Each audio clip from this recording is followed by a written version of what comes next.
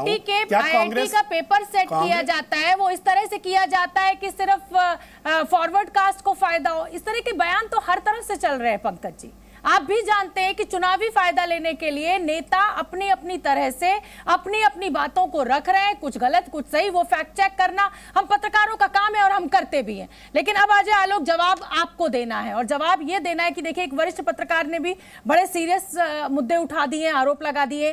क्या सही मुद्दे जो इस देश की जरूरत है, बेरोजगारी, शिक्षा, गरीबी, भुखमरी, क्या इन सब से ध्यान हटाने के लिए आप ऐसे ऐसे लोगों के बयानों को खबर बना देते हैं और देश को बांटने की सोच बताने लगते हैं ताकि असली मुद्दों पर आपसे कोई सवाल ना पूछे? यह आरोप आपके ऊपर लगाया गया है इस पूरी डिबेट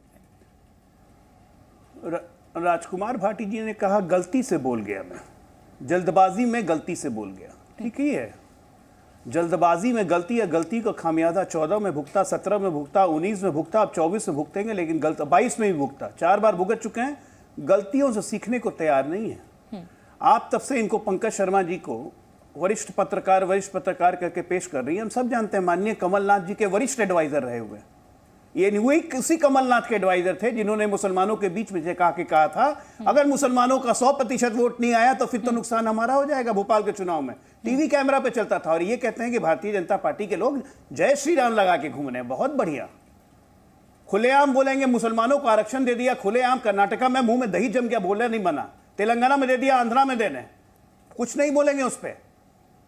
लालू यादव खुल के कहेंगे कि 5% मुसलमानों को हम आरक्षण देना चाहिए, पूरा मिलना चाहिए, उस पर कुछ नहीं बोलेंगे कि ध्रुवीकरण कर रहे हैं, क्योंकि मुसलमानों के लिए तो ध्रुवीकरण होता ही नहीं है।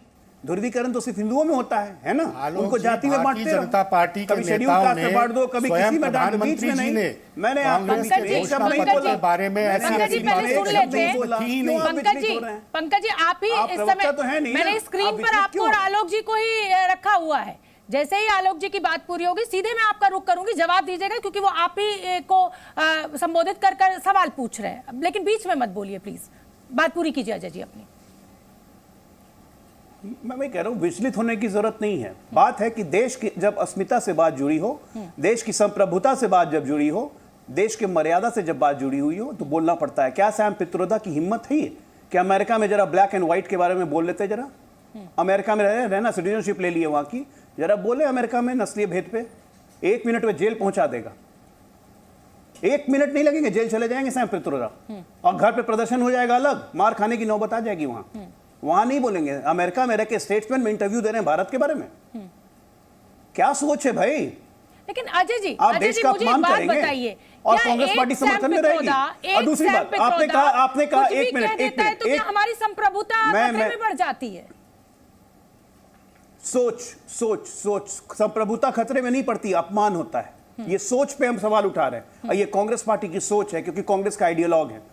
आज से नहीं, पिछले 25 साल से कांग्रेस कहती भी है हमारे टेलीकम्युनिकेशन के जनक हैं, हमारे ये है। अभी इतने अच्छे अच्छे शब्द बोले पंकज जी ने, वयोवृद्ध, प्रभुत्व, कुछ भी बोलते जाते हैं, लेकिन मंशा वो नहीं होती है। इनकी सोच है वो, इनका थिंक टैंक है वो। हमें उस बात पे नहीं, हम इस बात। आज दूसरी बात आप कह रही हैं कि हम लोग बेरोजगारी पे बात नहीं करते हैं, महंगाई पे बात नहीं करते। किसने मना किया आपको बात करने से? कीजिए ना। एक विवादित बयान पूरे चुनाव के दौरान एनडीए के एक नेताओं द्वारा अगर दिया गया हो, बताइए मुझे। ठीक है, सारे के सारे विवादित बयान तो इधर ही से आ रहे हैं, तो उनका हम जवाब नहीं दें। और दूसरी, राजनीतिक बेरोजगारी आप लोग को चढ़ी हुई है, तो बेरोजगारी की क्या बात कर रहे हैं? देश में बहुत अच्छे हालात हैं। आप लोग जितना दूर रहिएगा देश से, देश उतना ही सुखी रहेगा।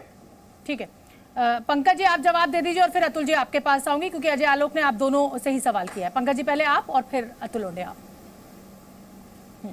अब अजय आलोक जी कह रहे हैं कि एनडीए के किसी नेता ने कोई विवादित बयान नहीं दिया।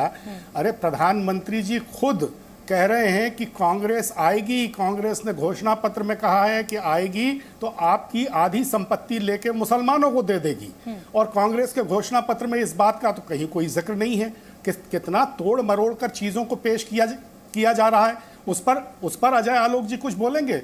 प्रधानमंत्री जी के स्तर पर इस तरह का गैर जिम्मेदाराना रवैया क्या उचित है? इस पर भी तो कुछ बताइए। मैं और बाकी लोगों के बयानों की तो बात ही नहीं करता। ठीक है, लंबी सूची है। प्रधानमंत्री जी के इस बयान पर कुछ कहिए। ठीक है, अतुल जी आप पहले अपनी बात करिए, फिर राजीव रंजन जी आपके पास आ रही हूँ। अतुल जी देखिए, आलोक जी भटकी हुई बात करे वो समझ में आता है, क्योंकि वो भाजपा के प्रवक्ता है।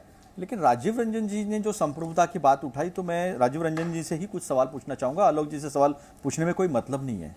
गलवान में हमारे 20 लोगों ने शहादत दी, उसके बाद इस देश के प्रधानमंत्री ये कहते हैं कि ना कोई घुसा है, ना कोई आया है, ना कोई पोस्ट गई है।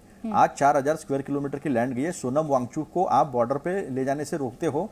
आपके ही जो सांसद है तपकिर, उन्होंने खुद कहा है अरुणाचल प्रदेश कि यहाँ गांव के गांव बसे हैं, तो संप्रभुता को धोखा कब होता है? तब होता है जब आप आईएसआई को पठानकोट में इंक्वायरी करने के लिए बुलाते हो, जिस देश के हमने 2 टुकड़े कर दिए हैं, जिस देश को सीमा के बाहर खदेड़ दिया था, अंदर आने नहीं देते, उस देश की आईएसआई जो इस देश में आत्मघाती हमले चलाती है, इस देश में टेररिस्ट अटैक कराती है, उस संस्था को इस देश के प्रधानमंत्री ने पठानकोट में बुलाया है। तब इस देश की संप्रभुता जो है वो खतरे में आती है। संप्रभुता खतरे में तब आती है जब पुलवामा में 40 शहीद जो हुए हैं, उनके खून से हाथ रंगे, क्योंकि चुनाव में उनका इस्तेमाल किया गया है। और सत्यपाल मलिक, हम नहीं कह रहे, सत्यपाल मलिक इस देश वहां के राज्यपाल थे, उन्होंने कहा कि देश के प्रधानमंत्री अंदर जंगल में थे और बाहर आए तो उन्होंने कहा कि चुप बैठना, कुछ न कहना। और बाद में जो सिक्योरिटी एडवाइजर है उन्होंने कहा उनको शांत रहने के लिए। और आज 5 साल हो गए हैं, दूसरा चुनाव आ गया है, लेकिन किसने वो किया, क्यों किया? और जो डीवाईएसपी था जिसने टेररिस्ट लोगों को दिल्ली में छोड़ा था, उसको सर्विस से सस्पेंड कर दिया, लेकिन वो कहां गया? तो संप्रभुता देश की जो है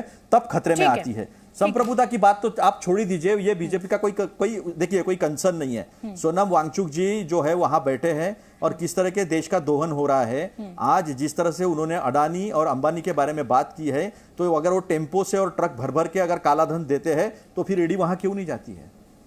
क्यों नहीं जाती ईडी? आपको देश के प्रधानमंत्री को पता है, ये देश के प्रधानमंत्री का स्टेटमेंट है। शोभना जी, राजीव रंजन जी का आपने नाम लिया, देश के प्रधानमंत्री का स्टेटमेंट है। ठीक है, राजीव रंजन जी जवाब दे दीजिए। अब प्रधानमंत्री का भी आपने नाम लिया है, उसके लिए मैं अजय आलोक आपके पास आऊंगी, लेकिन राजीव जी पहले आप अपनी बात रखिए और फिर भाटी जी से भी मेरा एक सवाल है। चलिए।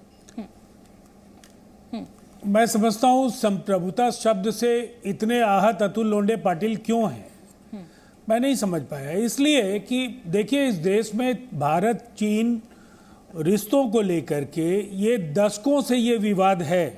अक्साई चीन के साथ साथ हजारों वर्ग मील जमीन चाइना ने 1962 में हथिया लिए।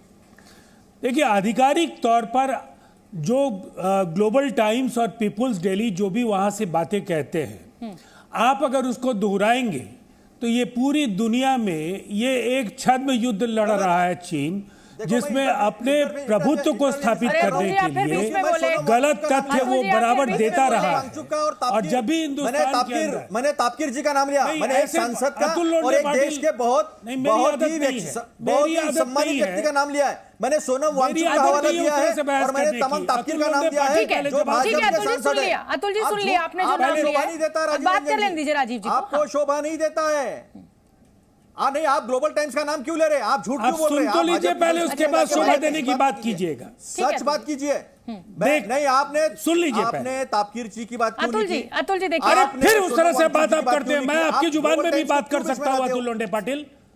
आप किस तरह की बात आप कर रहे हैं? नहीं कर सकता, मैं सीधी बात कर रहा हूं, बहुत विनम्रता से बात कर रहा हूं मैं। उसके बाद मैंने तापकीर जी की बात पूछी है आपको, मैंने तापकीर जी की बात आपको पूछी है, सोनम वांगचुक की बात पूछी है। आप बीजेपी के प्रवक्ता की तरह बीच में आप ग्लोबल टाइम्स को लेकर आए, जिसका मैंने जिक्र ही नहीं किया। सुन लीजिए ना, आपने बता दिया आपने किसका नाम लिया है।